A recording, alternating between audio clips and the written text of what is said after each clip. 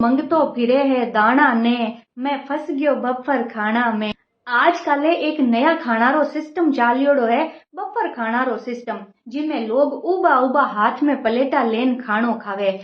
पहली रा जमाना में लोग बाजोट माते बैठन जीमता और बाकी सगळा पुरस्कारी करन जिमावता, पर आजकल जकाने जीमणो है वो प्लेट हाथ में लेन जगह जगह फिरे और जिमावा वाला एक जगह उबा रेवे। इन्हीं बफर खानारे माथे कवि श्री दलपत सिंह जी रूपावास एक बहुत ही बढ़िया कविता लिखी है, जिनी जितनी तारीफ की जावे बितनी कम है।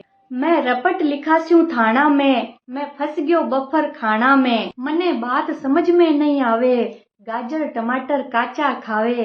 हाथ में प्लेट लेन लेन लगावे, काउंटर सु काउंटर पर जावे।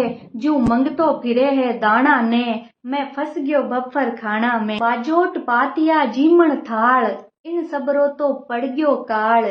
उबा उबा ही खावे माल, देश की गदीन पूरबरी चाल। पहला जेड़ी मिठास अब कठे है भाना में, मैं फंस गयो बफर खाना में। एक हाथ में प्लेट लिरावो, साग मिठाई भेड़ाई खाओ। भीड़ में लोगारा धक्का खाओ, घूमता फिरता भोजन पाओ। जू बड़द फिरे है गाना में, मैं फंस गयो बफर खाना में।